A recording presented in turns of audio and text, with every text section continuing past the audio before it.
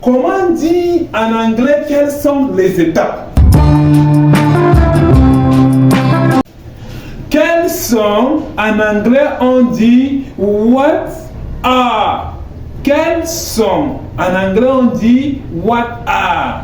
Les étapes en anglais on dit the steps. Donc, ça va donner quelles sont les étapes. En anglais on dit what are the steps. What are the steps. La deuxième phrase maintenant. Quelles sont les règles?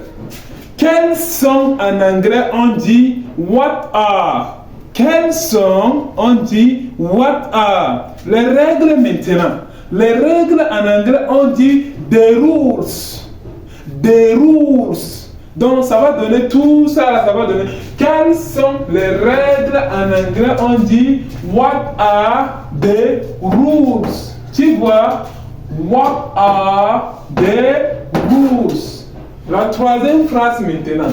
Comment dire quelles sont les options? Quelles sont les options? Quelles sont en anglais on dit what are? Quelles sont on dit what are? Les options en anglais on dit the options. The options. Donc, tout ça là, quelles sont les options en anglais? Ça va donner what are the options. C'est comme ça. Donc, quelles sont les options? What are the options? Tu vois, options, anglais et français, on écrit de la même chose et la prononciation c'est un peu différent. En français, on dit option, mais en anglais, on dit options avec S. Mais si c'est une seule option, on dit option.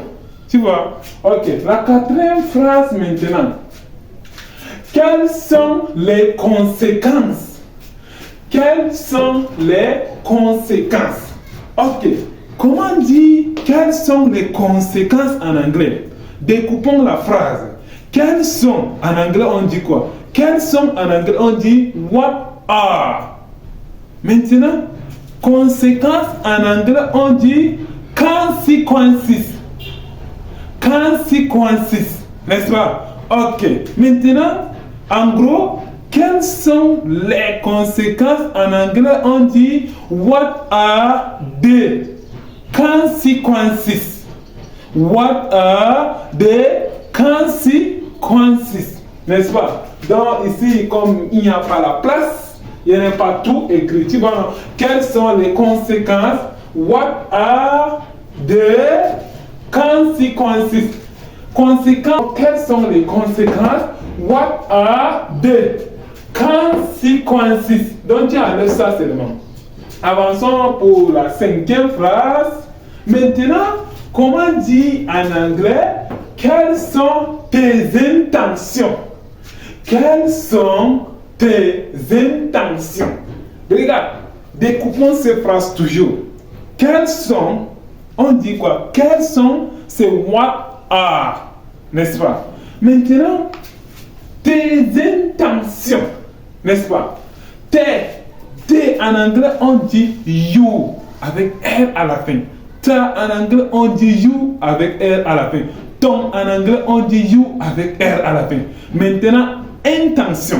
Regarde, en anglais, et il lit comme il voit exactement. En réalité, quand tu essaies de lire intention là, normalement, si en réalité on suit la règle de la lecture net, c'est les anglophones qui ont raison. Tu vois, ici, les anglophones ils disent intention. Oui, c'est vrai parce que c'est I. Mais en français, on dit intention, mais tu vois que c'est I, mais on dit un. C'est compliqué. Donc, anglais, et il lit ça exactement. Donc, intentions, avec S là, tout ça. Mais en français, on dit que si c'est plusieurs fois, on ajoute S, mais S, on ne lit pas. Mais en anglais, il n'y a pas ça. On lit avec S. Intentions. Donc, ici, il n'y a pas la place, je ne vais pas traduire. Mais si tu veux traduire, quelles sont tes intentions? En anglais, on dit what are your intentions? Intentions. Ok, passons à la suivante. Quels sont les avantages? Quels sont les avantages? Comment dire en anglais quels sont les avantages? Quels sont signifie what are. Quels sont signifie what are. Maintenant, les avantages. Ok, avantages en anglais on dit advantages. Tu vois, advantages. Quels sont les avantages en anglais on dit what are the advantages. Advantages. Ok, continuons. Quelles sont les meilleures pratiques? Quelles sont les meilleures pratiques? Comment dire quelles sont les meilleures pratiques en anglais? Ok, traduisons, découpons la phrase en mots. Quelles sont en anglais on dit what are, n'est-ce pas? Maintenant, les meilleures pratiques. Les meilleures pratiques on dit des best practices. Des best practices. Donc, quelles sont les meilleures pratiques en anglais? On dit what are the best practices. Continuons.